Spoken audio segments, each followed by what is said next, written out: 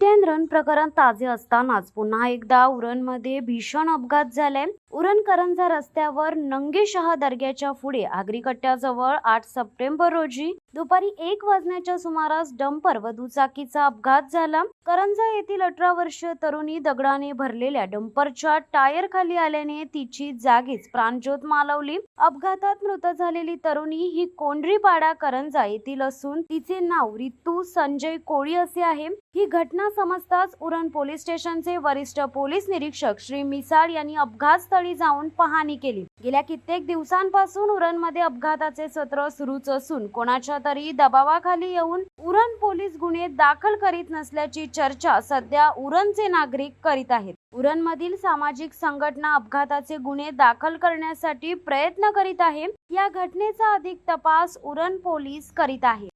शिवसत्ता times साठी प्रवीण पाटील, उरण।